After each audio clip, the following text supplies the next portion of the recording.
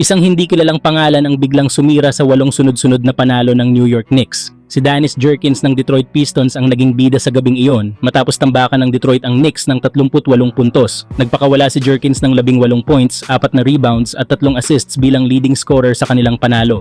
Kahit isa lamang siyang bench player, hindi siya natinag sa harap ng mga veterano ng New York.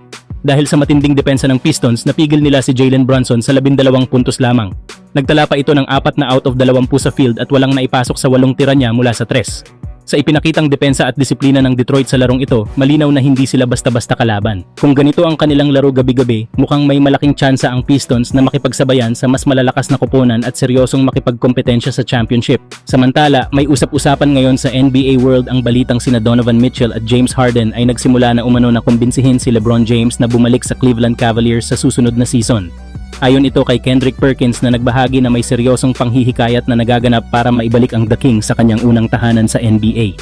Nagiging mas makatotohanan ang usapan dahil si LeBron ay nasa huling season na niya sa Los Angeles Lakers dahil sa kanyang expiring contract, kaya posible siyang maging free agent matapos ang season. Dahil dito, maraming koponan ang inaasahang magpapakita ng interes at isa na nga rito ang Cleveland na tila may plano na agad bago pa man matapos ang taon. Matatandaan na sa Cleveland unang sumikat si LeBron kung saan dinala niya ang Cavaliers sa kanilang kauna-unahang NBA championship noong 2016. Ngayon ay tila gustong buuin muli ang isang contender team sa Cavs sa pamumuno ni LeBron kasama si Donovan Mitchell na kasalukuyang franchise star at posibleng si James Harden na isa sa pinakabeteranong playmaker sa liga. Malaking bagay ito para sa Cavaliers dahil kahit nasa ika-41 taong gulang na si LeBron ay patuloy pa rin ang kanyang elite na laro. Sa nakaraang season ay nag-average siya ng higit 24 na puntos, 7 rebounds at 8 assists kada laro. Kapag naidagdag ito sa scoring ni Mitchell na higit 26 na puntos kada laro at playmaking ni Harden ay posibleng mabuo ang isang napakalakas na Big 3 sa East.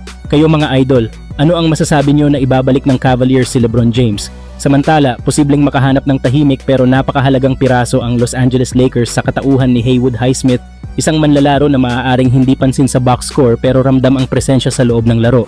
Matapos ang injury-riddled na season na naglimita sa kanyang paglalaro, ni-wave ng Brooklyn Nets si Highsmith at ngayon ay isa na siyang unrestricted free agent sa edad na 29. Sa unang tingin, maaaring hindi siya malaking pangalan pero sa estilo ng paglalaro na hinahanap ng Lakers ngayon, swak na swak ang kanyang profile.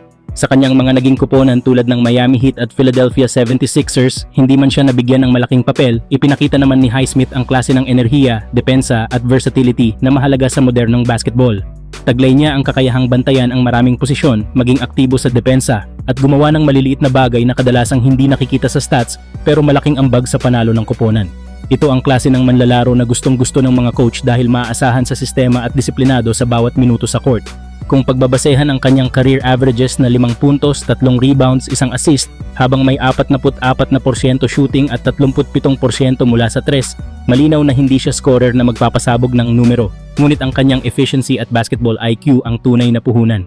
Sa ilalim ng posibleng sistema ni JJ Redick na kilala sa old school discipline at structured play, maaaring mas lalong mag-evolve ang laro ni Highsmith at maging mahalagang piraso sa rotation ng Lakers. Ang tanging malaking tanong na nakapaligid sa kanya ay ang kanyang kalusugan. Kung magagawa niyang manatiling healthy sa buong season, malaki ang tsansa na mas maipakita pa niya ang kanyang kakayahan at maging isa sa mga under-the-radar na susi sa tagumpay ng Lakers. Sa isang koponan na naghahanap ng depensa, hustle at consistency matapos ang pagkawala ni Gabe Vincent, si Haywood Highsmith ay maaaring maging tahimik pero napakahalagang sagot sa pangangailangan ng Los Angeles. Serious rivalry here. Miami by 5. Highsmith lets it go and hits it. Haywood Highsmith.